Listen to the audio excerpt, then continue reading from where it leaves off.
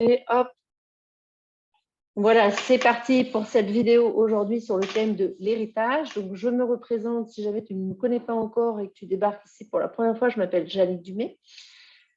Mon sujet favori, c'est transcender le deuil, c'est parler du deuil, parler de la mort, mais comme un prétexte pour parler de la vie.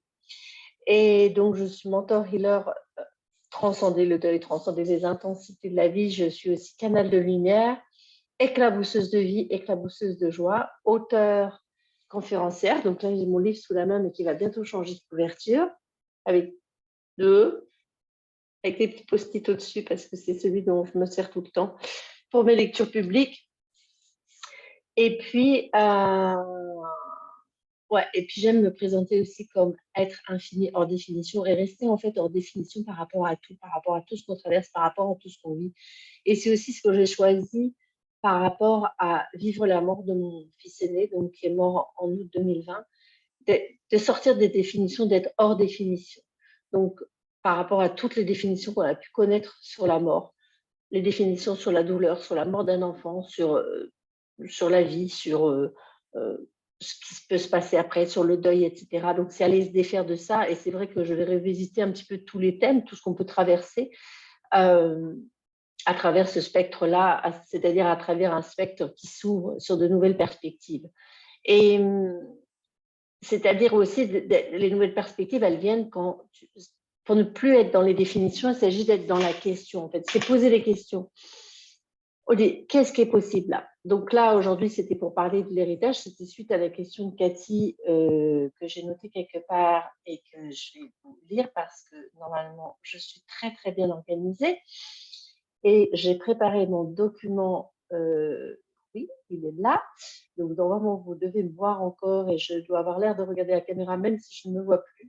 Oui, voilà la question. Donc, c'était surtout, évidemment, la question se pose dans le contexte en particulier de la mort d'un enfant. Mais vous pouvez l'appliquer pour la mort de qui que ce soit, de quoi que ce soit. Ça peut être aussi même pour la mort d'un animal, pour quelque chose qui n'est plus en fait. Peut-être ça peut être aussi pour la fin d'une entreprise, pour la fin d'une activité ou quoi que ce soit.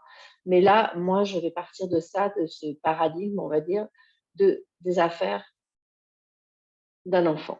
Alors, un enfant qui a pu être un adulte, nous, en l'occurrence, lui avait 28 ans, il habitait dans un appartement, donc on a vidé l'appartement en quelques jours, on a tout rapatrié à la maison, donc voilà. Et là, la question était, que faire de ces affaires qui n'ont plus vie depuis son départ? Comment faire le pas de se défaire de cela sans s'infliger une douleur? Alors, peut-être que la première chose que je vais faire, je regarde, il y a Nicole qui est là aussi, bonsoir Nicole. Et c'est un peu, voilà, moi, ma toile de fond, c'est vraiment la mort, le deuil, la mort d'un enfant. Et en même temps, j'ai déjà aussi traversé la mort de mes parents. Ils étaient, enfin voilà, ma mère avait 40 ans quand je suis née, mon père 45 ans, donc c'est vrai que j'avais des parents plus âgés et qui sont morts déjà maintenant il y a quelques années. Il y a toujours ça et je me suis vue voilà, être dans l'héritage. Donc effectivement, il y a le côté administratif, il y a le côté, et ça, je n'ai pas forcément envie de parler, mais c'est plus en fait toutes ces affaires qui sont là et qu'on va avoir. Alors dans le cadre d'un enfant, c'est différent parce que ce sont des affaires, on va dire, plus jeunes. C'est ce que j'ai mis dans mon livre, ce sont des affaires plus jeunes, ça n'a rien à voir. Et en même temps, ce sont ces affaires aussi, est-ce qu'elles sont d'une utilité ou pas? Mais finalement, avant de parler, en fait, sauf si vous avez déjà des questions ou des points de vue là-dessus ou des choses à partager, des commentaires, je regarde, je vois des petits bonsoirs, des petits coucous. En fait, j'ai posé la question puisque donc maintenant, je travaille, on va dire, en collaboration avec mon fils envolé. Et je lui pose souvent des questions et j'ai des messages qui me viennent. Et donc là, je lui ai demandé s'il avait une question à ce sujet. Donc, je lui ai posé la question, voilà, je lui ai posé la question qui avait été émise, que faire de ces affaires qui n'ont plus de vie depuis son départ, comment faire le pas, de se défaire de ça sans s'infliger une douleur. Donc, moi, je lui ai posé la question s'il avait un message sur le sujet. Donc, je vais juste lire son message, puis après, on discutera. Mais à qui sont ces affaires? À celui qui a été et qui n'est plus. Tant que tu ne supportes pas que je ne sois plus, garde-les. Si tu es capable de recevoir et d'accueillir celui que je suis, entre parenthèses, redevenu, elles redeviennent des objets à garder ou non. Pourquoi crains-tu la douleur? Revisite-la jusqu'à temps qu'elle s'apaise. Sinon, c'est comme une plaie que tu négliges. Pense-la avec bienveillance. Tu n'as pas à te défaire. Tu n'as aucune obligation. Teste la vibration. Qu'est-ce qui vibre ici? Le passé? La joie? La douleur? Rester en arrière? La douceur? Un jour, tu partiras aussi, sans rien. Maintenant que tu vis ici sur Terre, que choisis-tu?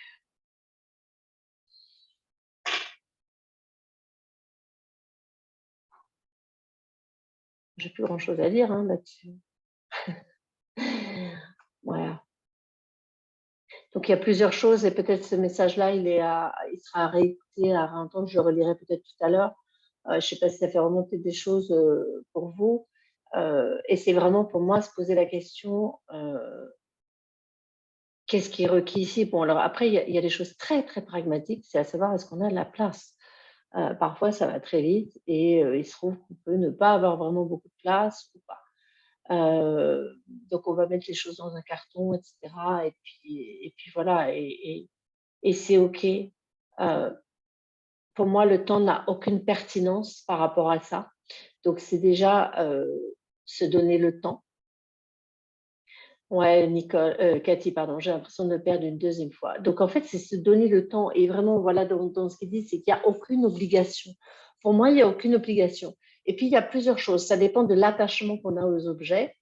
Donc déjà, si on est plutôt quelqu'un qui aime les objets et que voilà. Après, il peut y avoir un tout petit objet complètement insignifiant, un petit caillou peut-être ramassé sur la plage ensemble et qui va devenir quelque part un symbole, qui va devenir quelque chose de très important.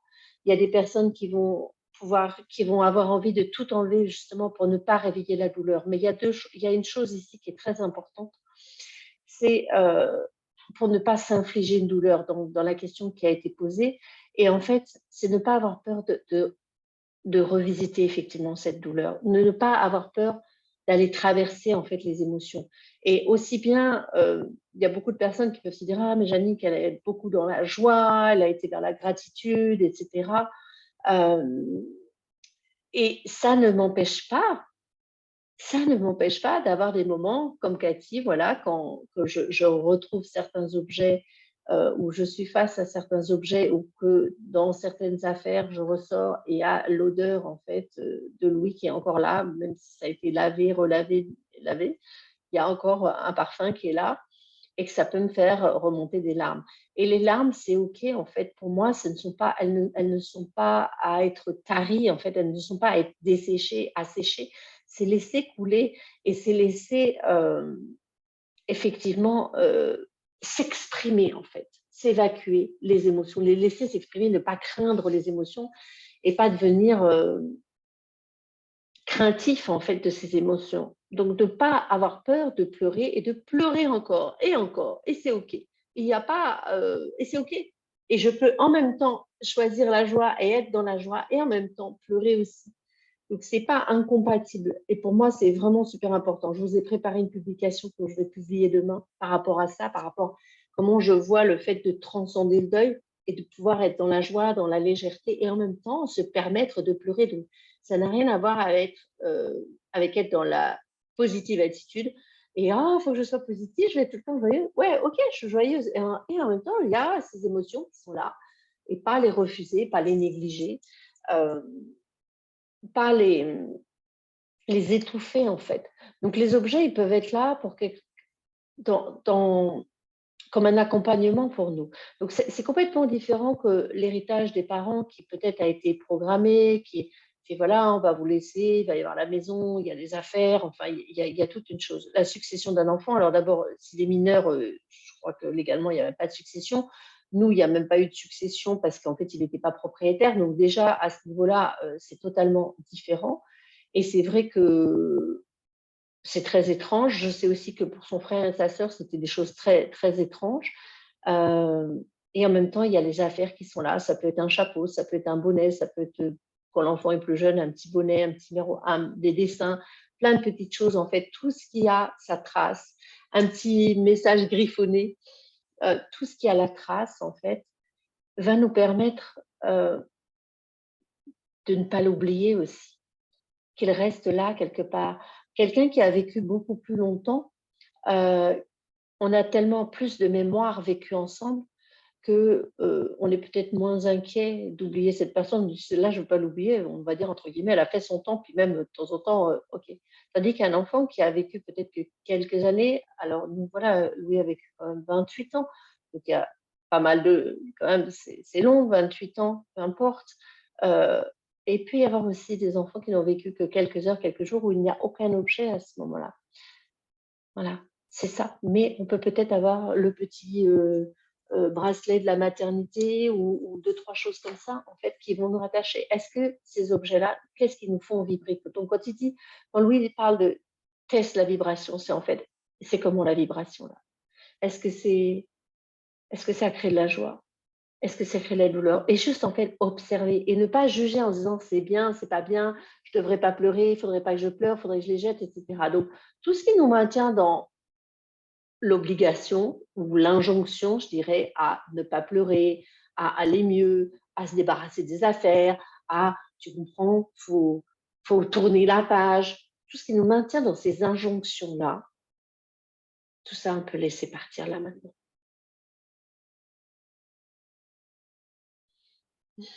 Ouais, tout ce qui nous empêche d'être complètement libre en fait de ces injonctions, de ces obligations, et que ce soit vraiment par rapport à l'amour d'un enfant ou autre chose. Peut-être des souvenirs d'enfance, de nos propres souvenirs d'enfance, des choses de nos parents. Si on a divorcé, peut-être des choses de la vie d'avant. En fait, peu importe. Quand on regarde ces objets, quand on les touche, quand on les sort, quand on les respire, observer ce que ça crée pour nous.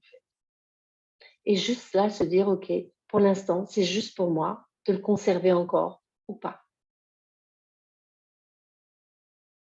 Et il n'y a pas d'obligation, sauf si peut-être on va déménager, on va faire des travaux, et alors à ce moment-là, le processus va être beaucoup plus pragmatique quelque part et va nous obliger peut-être va nous bousculer peut-être un petit peu, peu importe en fait. Et par rapport à ça, moi, alors je l'ai sorti là et j'en parle dans mon livre, mais c'était ce livre de Lydia Flem, je ne sais pas si vous le voyez à l'endroit ou pas.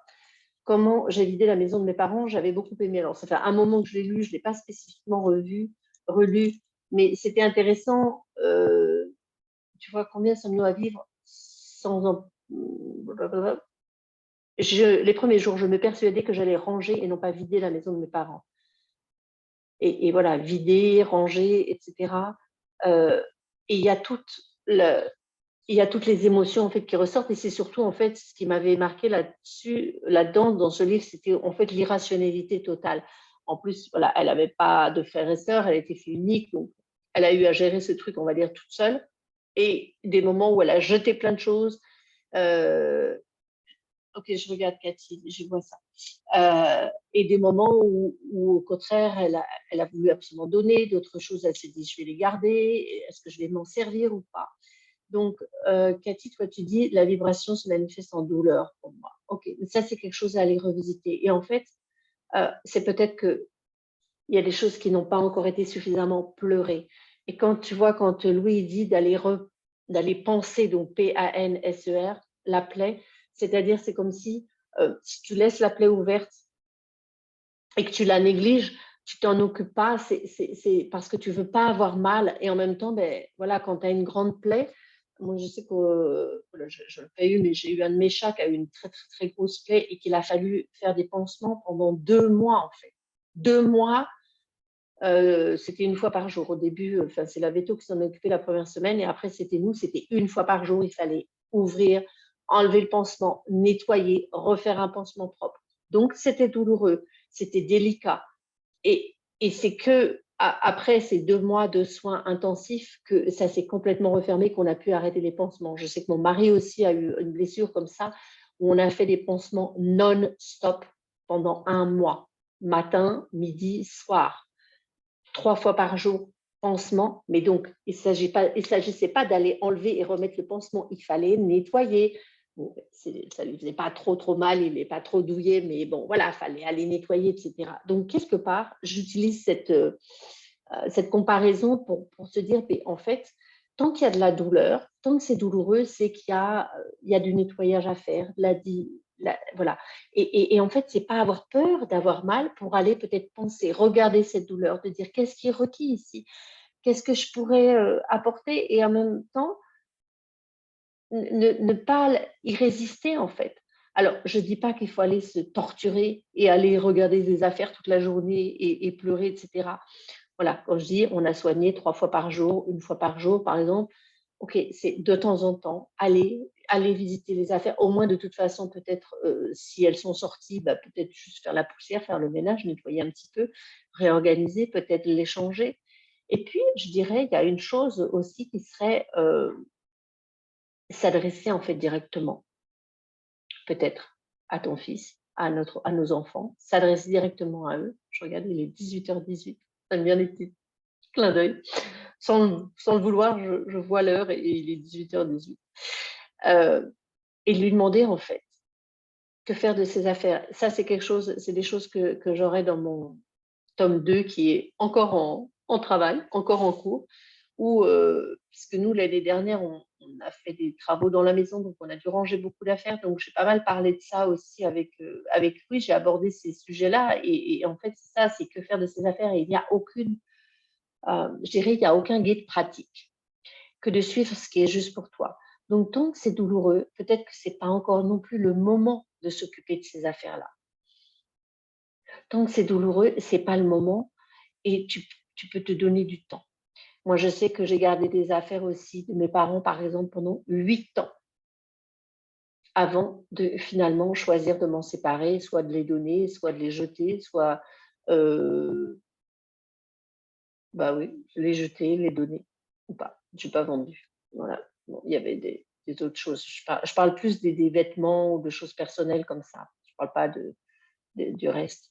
Hem, mais c'est ça en fait, c'est que tant que c'est là, hem, c'est observer en fait, observer cette vibration. Qu'est-ce que je ressens? Et aller revisiter ça de temps en temps. Ah, j'attends un message de lui, mais peut-être le message est déjà arrivé sans que tu t'en rendes compte. Donc qu'est-ce que tu attends aussi comme message? Mmh. Qu'est-ce que tu attends comme message qui est déjà peut-être arrivé, que tu n'as pas ressenti? Voilà, laisser venir en fait. Et qu'est-ce qui est requis? Alors, ce qui est clair et net, enfin voilà, si on veut être très pragmatique, honnêtement, lui, il n'en a absolument plus besoin de ces affaires-là. Donc les affaires qui restent, elles sont pour nous. Moi, il y a des plantes, il y a des vêtements, il y a des objets très pratiques et qu'on aime bien. Et puis il y a des objets, voilà, des objets, on va dire, de la vie de tous les jours, dont on a choisi de se servir ou pas. Heu, qu'est-ce qu'elles créent pour moi? Est-ce qu'elles créent de la joie? Est-ce qu'elles peuvent créer quelque chose? Est-ce qu'elles sont uniquement pragmatiques? Et peut-être que parfois, ça va être aussi de se dire: «Bah, c'est trop douloureux, je vais m'en séparer ou pas». Mais il n'y a pas de guide à suivre. Il n'y a pas, pour moi, il n'y a hem, aucune étape, enfin, il y a rien, personne n'a de leçon à nous donner. C'est à nous de poser la question, en fait: «Qu'est-ce que je sais ici?» Et n'avoir aussi aucune obligation vis-à-vis de la personne décédée. C'est-à-dire que parfois, on peut se dire: «Je me porte garant, que je vais m'occuper de tes plantes et que tout va aller bien et que je vais garder tes affaires et que ça va être un sanctuaire». Et peut-être qu'au moment où il est mort, on l'a pas forcément promis à lui, mais on s'est promis à nous-mêmes: «Je vais tout garder intact». Et si c'est le cas, peut-être de demander que toutes les promesses qu'on a faites, qui nous pèsent aujourd'hui, qui nous alourdissent, tout ça maintenant on peut lâcher complètement. Et si on pouvait choisir d'être complètement libre par rapport à ça? On peut avoir fait certaines promesses au début. On peut avoir promis de, voilà, «d'entretenir» entre guillemets le sanctuaire.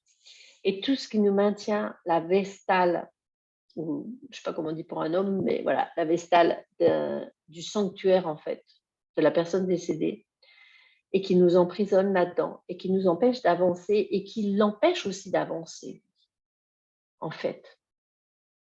Tout ça, on peut s'en débarrasser complètement.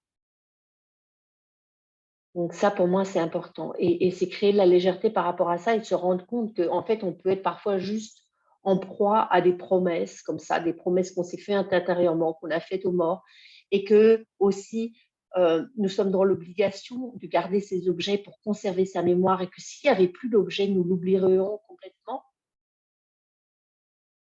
Donc tout ce que ça peut faire remonter, je vous invite à le lâcher là complètement maintenant. Ludovic, oui, un processus interne qui n'est pas là pour rien et qui devient léger à un moment. Ouais, peut-être. Et en même temps, pour rappel, en fait, voilà, il y a aussi des enfants, il y a tous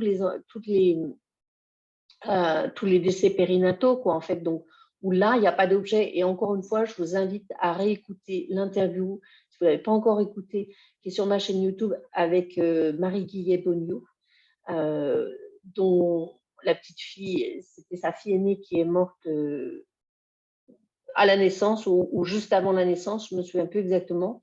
Et donc, qui n'a aucun objet, qui n'a même pas une photo de son enfant. Et pourtant, qui témoigne de cette force, de cette présence qui est là pour elle. Donc, combien est-ce que nous mettons l'importance et la présence de nos êtres aimés dans les objets? Et encore une fois, il n'y a pas à se donner tort par rapport à ça. C'est juste observer, en fait. Qu'est-ce qui est possible? Je vous invite vraiment à regarder cette interview. En plus, vous verrez, il y a mon chien, quand il était tout petit, qui fait l'imbécile, en fait, dans cette interview. Je ne m'en étais pas rendu compte. C'était la première fois que je faisais une vidéo en direct depuis qu'il était arrivé à la maison et il en avait bien profité. Et bon, je m'en suis rendu compte le jour en la regardant comme ça et voilà. Et là, je trouve que c'était un témoignage magnifique et qui peut nous permettre aussi de prendre du recul en fait par rapport aux objets. Mais c'est sûr que quand il y a eu une durée de vie plus longue, bien, il y a ces objets qui ont été des objets que notre enfant, quelqu'un d'autre a aimé, a utilisé et qui nous maintiennent en fait dans cette mémoire aussi de sa physicalité. Donc, qu'est-ce qui est important pour nous aussi? Si c'est OK pour nous d'être encore reliés en fait à sa physicalité à travers les objets et que c'est important pour nous, gardons ces objets. Voilà. Si c'est quelque chose qui nous freine et qui nous empêche en fait d'entrer dans une autre dimension avec lui, dans une autre communion avec lui, peut-être qu'il y a autre chose qui est possible ici. Se défaire de ces affaires me donne l'impression que j'efface sa vie sur cette terre. Ouais, exactement, c'est ça en fait. Et en même temps, voilà, c'est réécouter cette interview avec Marie parce que là, on est dans une autre dimension. Et encore une fois, il n'y a pas à se donner tort. Et voilà, moi, j'ai mis, j'ai mis 8 ans à me défaire justement je me souviens d'un très joli chemisier que j'avais offert à ma mère et qu'en fait j'étais incapable de porter. J'ai offert, c'était un très beau chemisier en soie que j'avais trouvé en Australie et j'ai des très belles photos d'elle avec et en fait j'ai essayé de le mettre, en fait c'était pas moi, ça m'allait pas, puis j'avais l'impression enfin voilà, il y avait quelque chose de complètement faux dedans. Et en fait je l'ai gardé, puis il était dans mon placard, je le voyais de temps en temps, etc. Puis un jour, je dis mais il a rien à faire là, et je l'ai donné. Et je l'ai donné à quelqu'un enfin voilà, je l'ai donné à une association, je ne voulais pas le voir après sur quelqu'un non plus. Mais je ne l'ai pas donné non plus à mes enfants. Enfin voilà, après il y a des choses que j'ai gardées pour mes enfants, mais c'est différent. Pour moi, l'héritage, hérité de ses parents, hérité de son enfant, ça n'a rien à voir. Ça n'a rien à voir.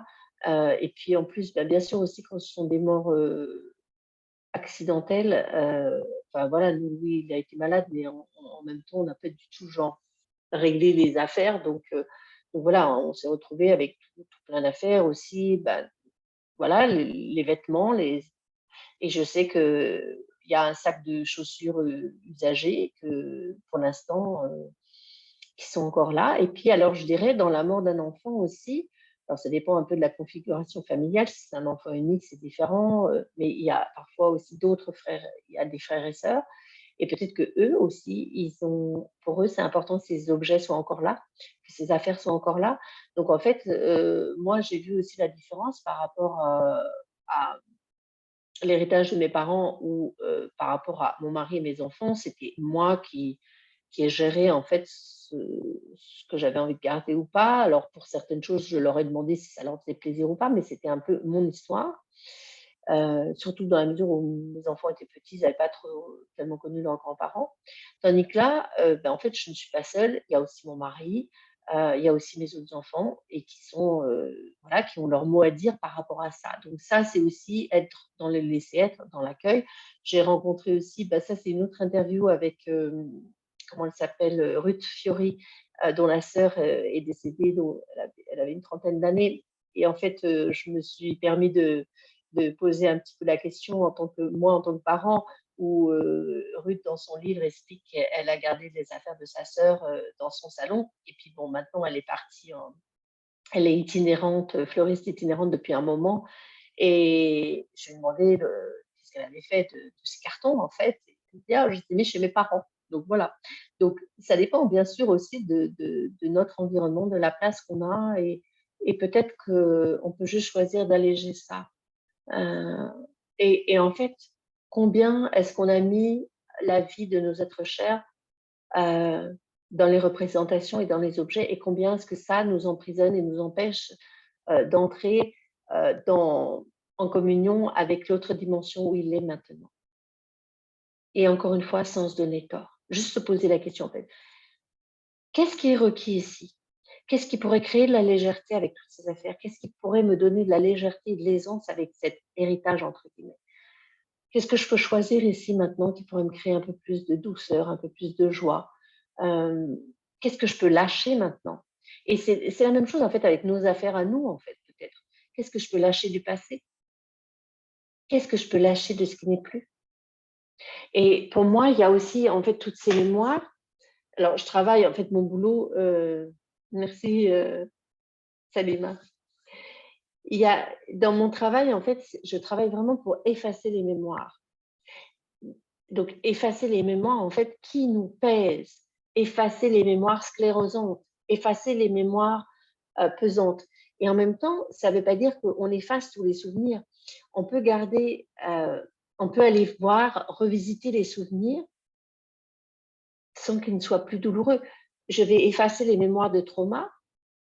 La personne va se souvenir toujours de son trauma, sauf qu'elle pourra aller regarder le trauma, mais ça, on va dire que ça va être une mémoire entre guillemets propre, enfin nettoyée, c'est-à-dire qu'elle pourra aller revisiter ce trauma et il n'y aura plus le truc qui lui serre la gorge, il n'y aura plus toutes les émotions en fait, il n'y aura plus l'oppression des émotions.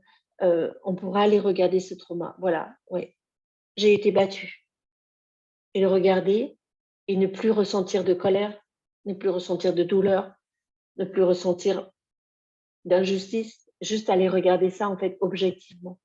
Donc c'est ça en fait, on peut aller revisiter, effacer les mémoires avec n'importe quel outil en fait. Hein. Je travaille avec les outils d'Access, mais pas que.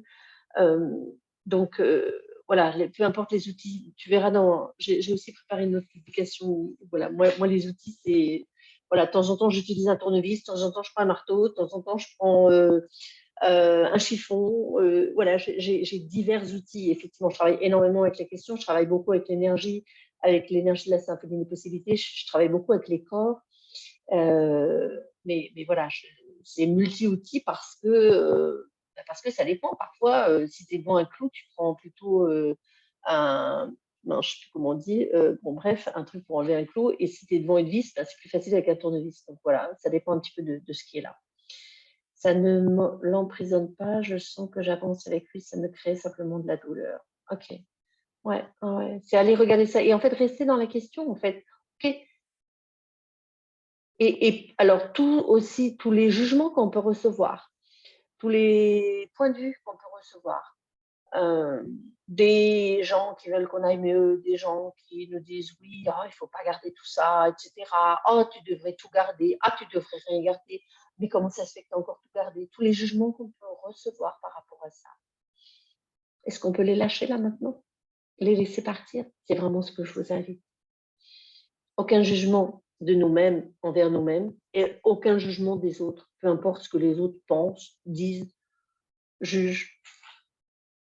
Par contre, être dans le respect et dans le laisser-être par rapport aux conjoints, par rapport aux enfants, qui peuvent aussi avoir leur mot à dire en fait sur ces affaires-là. Ouais, vraiment ça. Et qu'est-ce qui est requis aussi? Donc en fait, les questions à se poser, c'est OK, ces affaires, elles sont là. Qu'est-ce qui est possible avec ça? Qu'est-ce que je peux créer? Et puis en fait, pour moi, c'est encore une fois, c'est s'offrir énormément de bienveillance, énormément de douceur, énormément de laisser être. Donc, se l'offrir à soi-même, l'offrir autour de soi et, Et ouais, je deviens sourde au jugement. Ça, c'est la petite phrase dans la prière, en fait, que j'ai reçue de mon fils envolé il y a pas très longtemps, où une des phrases, c'est: «Je deviens sourde au jugement». Donc voilà, peu importe les jugements, mais en fait, c'est pas juste les jugements des autres, c'est nos propres jugements. «Oh, je devrais pas garder des affaires. Oh, ça va me faire ci».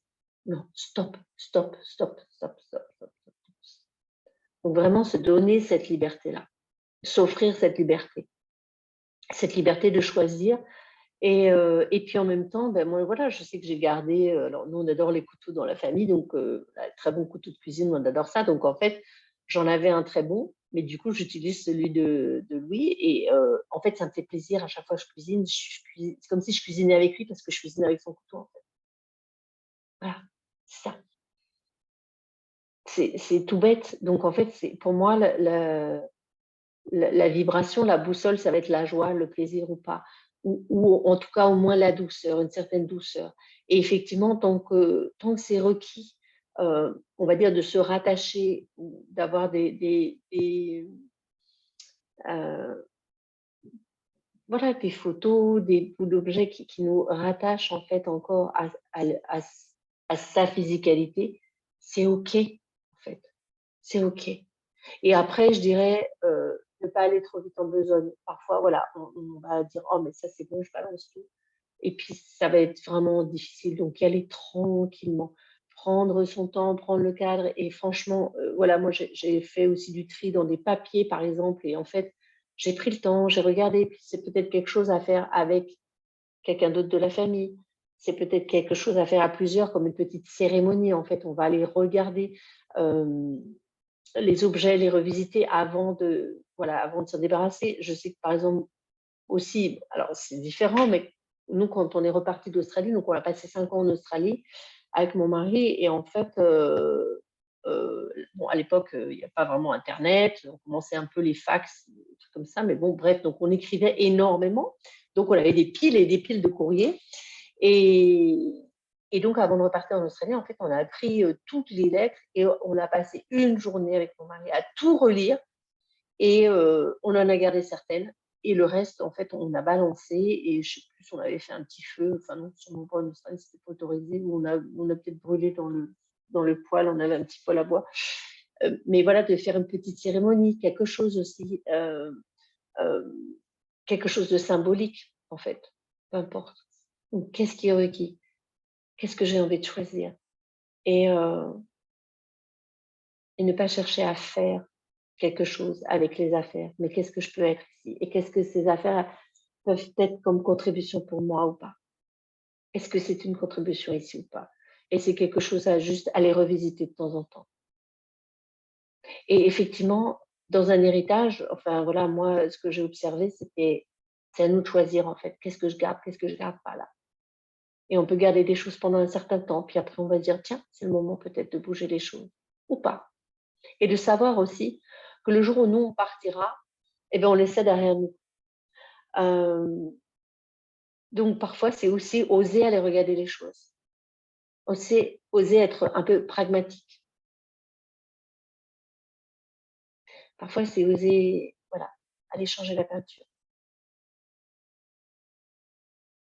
oser faire le ménage, mais quand c'est requis.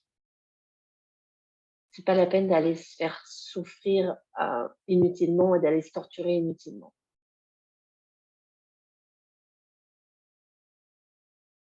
OK? Alors je regarde si je vois encore d'autres petits commentaires. Heu, ouais, la douceur avec soi-même. Et honnêtement, par rapport à tout ce qui peut être dit, tout ce qu'on peut nous conseiller, stop. Alors, soyons sourds au jugement et soyons sourds aussi aux bons conseils, entre guillemets, des bons amis. «Oh, mais tu devrais pas garder tout ça, c'est pas feng shui, c'est lourd, ça te maintient dans le passé». Non, peu importe. Si pour l'instant c'est requis, c'est OK, en fait. C'est nous avons chacun, chacune le choix. Alors encore une fois, avec le laisser être pour voilà, pour les autres membres de la famille, ça c'est important. Et un jour ce sera le moment, donc laisser aussi à l'autre l'espace en fait pour faire ses choix. Et si c'est à nous de les faire, voilà, regardez. Et peut-être que c'est un sujet qu'il faudra que je raborde dans 10 ans. Je vous dirai les choses autrement, mais encore une fois, pour moi, c'est rester libre, rester soi-même et regarder ce qui est possible. Je vais peut-être relire le texte de Louis avant de terminer, puis je voudrais vraiment vous redire que le 2 mars, c'est-à-dire, dans je sais pas, dans pas très longtemps, c'est la semaine prochaine, il y a l'immersion Transcender le deuil qui démarre et je voudrais vraiment vous inviter, ça dure 3 mois. Ça dure 3 mois, c'est une aventure, de 3 mois ensemble où on se voit une fois par semaine. Je suis en train de chercher mon texte en même temps que je vous parle et et voilà, où il y aura de la facilitation verbale, énergétique, corporelle, des outils d'accès, des d'autres outils et et de la lecture aussi, la lecture guérison et des messages de l'envolée heu, donc vraiment quelque chose de très complet, de très riche et qui nous permet aussi d'aller revisiter en fait, peut-être, voilà, des petits coins de la plaie qui n'ont pas été très bien nettoyés, des choses à les revisiter et se permettre en fait d'exprimer, donc d'expulser, de sortir peut-être tout ce qu'on a laissé un peu trop enfermé parce qu'on n'a pas voulu trop pleurer, parce qu'on n'a pas voulu trop souffrir et parfois on a pu refermer la boîte un peu trop vite au lieu de laisser respirer en fait. C'est ça. Donc je vais vous relire, donc là si vous avez envie d'avoir des infos là-dessus, vous m'envoyez un MP, c'est plus simple, vous me faites un petit commentaire. Donc je vais relire le message, de l'envolée en fait. Mais à qui sont ces affaires? À celui qui a été et qui n'est plus. Tant que tu ne supportes pas que je ne sois plus, garde-les. Si tu es capable de recevoir et d'accueillir celui que je suis redevenu, elles redeviennent des objets à garder au monde. Pourquoi crains-tu la douleur? Revisite-la jusqu'à temps qu'elle s'apaise. Sinon, c'est comme une plaie que tu négliges. Pense-la avec bienveillance. Tu n'as pas à te défaire. Tu n'as aucune obligation. Teste la vibration. Qu'est-ce qui vibre ici? Le passé? La joie? La douleur? Rester en arrière? La douceur? Un jour, tu partiras aussi, sans rien. Maintenant que tu vis, ici sur Terre, que choisis-tu? Voilà. Bah, c'est un vaste sujet, on pourra en parler encore longtemps. Merci de vos commentaires et puis si vous êtes là aussi en différé, ben, voilà, mettez-moi aussi vos commentaires. On pourra en reparler autrement. Peut-être que c'est un sujet dont je dirais des choses complètement différentes, dans 4 ans, dans 5 ans, dans 10 ans. Mais en fait, heu, encore une fois, il n'y a pas de «il faut», c'est «qu'est-ce que je choisis là maintenant? Qu'est-ce que j'ai envie de créer?» Et c'est vrai que parfois ça peut être surprenant. Heu, voilà, moi j'ai vu des parents qui ont laissé la chambre de l'enfant intacte et qui n'ont pas touché et au bout d'un moment, ça peut devenir pesant, en fait. Donc c'est se poser la question. C'est se poser la question, en fait. Et je dirais, c'est un peu peut-être comme quand les enfants partent de la maison, quand nous changeons et d'avoir toujours les choses à la même place. Est-ce que parfois on a besoin d'un air nouveau ou pas? Et en même temps, c'est de se dire, ben voilà, ils ne sont plus dans la physicalité. Donc, est-ce que ces objets m'aident à le retrouver, m'aident à me soutiennent pour l'instant? Est-ce qu'ils sont un soutien pour moi ou est-ce qu'ils sont un poids? Ça pourrait être aussi une des questions. Donc, tant qu'ils sont un soutien, tant que quelque part c'est important pour nous qu'ils soient là, gardons-les. Quand ils deviennent un poids, quelque chose qu'on traîne, quelque chose qu'on tire, il est peut-être temps de s'en défaire. Je vais aller faire un peu de rangement là. Après ces belles paroles, je vais aller monter, je vais à l'étage, je vais aller faire du tri. Voilà. Mais et en même temps, c'est vraiment s'offrir le temps. Je veux dire, on a déjà tellement de choses à vivre. Euh, Tant qu'on a un peu de place ou qu'on range les trucs, c'est OK. Et de savoir que même si on les met dans un carton de côté quelque part ou chez les parents comme Ruth Fiori, Un jour, ça va être là. Un jour, il faudra ouvrir ces cartons ou pas, ou c'est quelqu'un d'autre qui le fera. Donc c'est juste ça, en fait. Qu'est-ce que je laisse, en fait, comme empreinte ici sur terre? Donc c'est aussi notre propre rapport aux objets ici qu'on travaille. Et si l'héritage, c'était pas que des affaires, c'était pas que des objets, donc qu'est-ce qui est l'essentiel pour moi, pour mon enfant, pour le monde? Qu'est-ce qui est l'essentiel ici? Donc encore une fois, allez voir cette interview de Marie Guillet-Boni. Ça peut aussi vous remettre en perspective quand il n'y a pas d'objet, en fait, quand on est au-delà de la matérialité. Et en même temps, voilà, c'est OK, c'est OK. Je vous souhaite une très belle soirée. Alors, je vais déjà arrêter l'enregistrement. Donc, au plaisir.